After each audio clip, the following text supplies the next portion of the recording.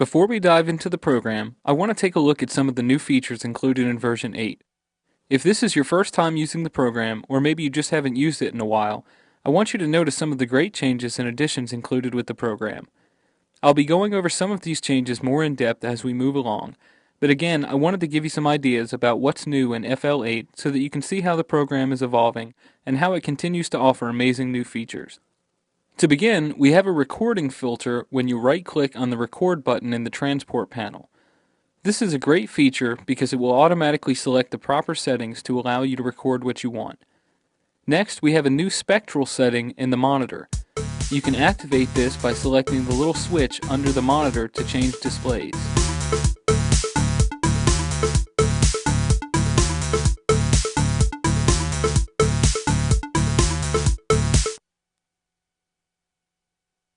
FL Studio also now includes a great new feature called the Audio Logger. This feature automatically runs in the background to record MIDI data either through a MIDI keyboard or the typing keyboard function. The buffer for this feature is 3 minutes, so basically anything you played in the last 3 minutes is automatically stored. So if you're just playing around, or you thought you just found the perfect take, you can dump it to the piano roll by selecting Dump Audio Score in the Tools menu. FL Studio also now includes the ability to render in OGG Vorbis format, which is a compressed format like MP3, yet without as much lossy compression. This is a great way to save space if exporting a zipped loop package. We all know MP3s lose a great amount of quality, so this is a perfect alternative. The plugin picker is also a cool new feature included with version 8. To access it, simply press and hold the Control key and then press F8. This opens the plugin picker. To use it, simply left-click and drag the selected plugin to the appropriate place on the screen and it's automatically added. This is a visual alternative to sorting through lists of plugins. If you open the plugin picker and don't want to use it, you can simply press Escape or right-click to exit. Another useful feature is the multi-link feature.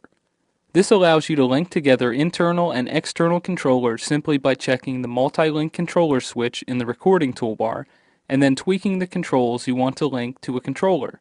When you've selected everything you want to link, simply left-click the multi-link control icon again and the controller linking screen appears. You can then choose what to link and where to link it. You can link multiple controls to one controller by unchecking the Remove Conflicts button. We'll take a closer look at linking later. FL Studio 8 also enhances your rendering ability. We now have the option to render at 24-bit. In FL7 and earlier versions, you could use 16-bit or 32-bit, but 24-bit gives increased sound quality with a smaller size and greater compatibility among digital audio programs. The folks at ImageLine also didn't slack on plugins. Just like in FL7, we're receiving some very powerful tools. First off, we have a version of the very popular SynthMaker program. This tool is a program unto itself and was designed specifically for FL Studio. It features a ton of synths and effects to choose from and allows the user to literally wire together their own VSTIs or VST effects. The limitation to this program is that you can't export your projects for use in other programs, but you can use whatever you make in FL Studio. And because SynthMaker includes quite a few synths and effects already pre-made, this actually increases the number of new synths and effects included with FL Studio 8. We'll take an overview look at SynthMaker later. Next up, we have the Fruity Limiter, which is a fantastic compressor limiter and visualization tool.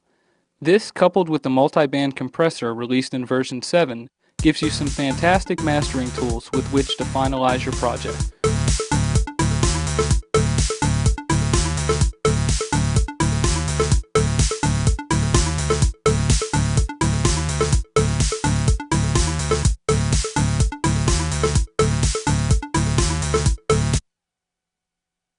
The new Wave Candy plugin is also included in the release of version 8 and gives you some very in-depth and innovative ways to view your music.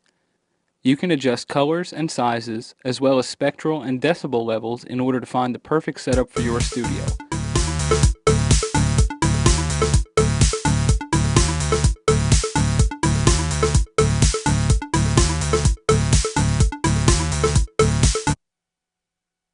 The Sound Goodizer is also a free plugin included in version 8 and includes 4 presets. Basically, the Sound Goodizer is a limited version of the Maximus Maximizer plugin, which is also available as an add-on product from ImageLine. The Sound Goodizer adds some compression and maximization to your project. If you take a look at the Maximus demo, you can find the Sound Goodizer presets in the preset menu to take a closer look at the individual settings for each.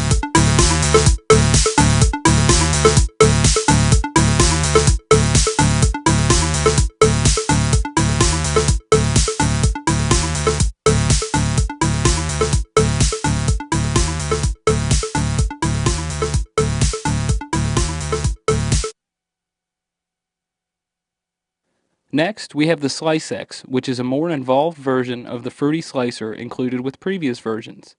The SliceX is a beat slicer which uses an advanced algorithm to cut up drum and percussion loops and reorder them, as well as time stretch them. We'll take a closer look at this feature later.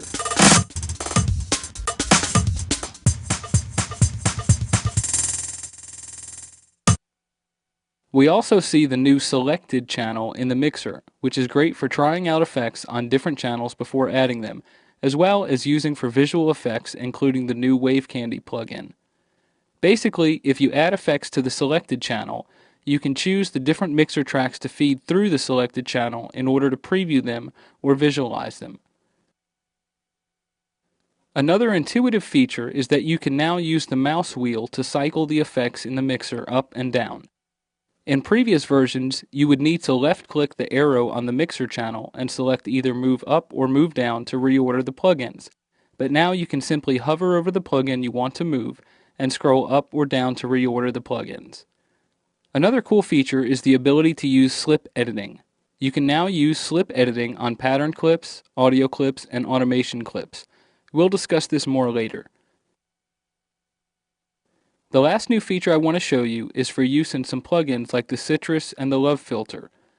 We now have an envelope sequencer, which basically gives us the ability to create repeating arpeggio type sequences. To use this, you can open the menu using the little arrow icon in the envelope window and select Create Sequence. You can then draw out a sequence for the plugin to follow.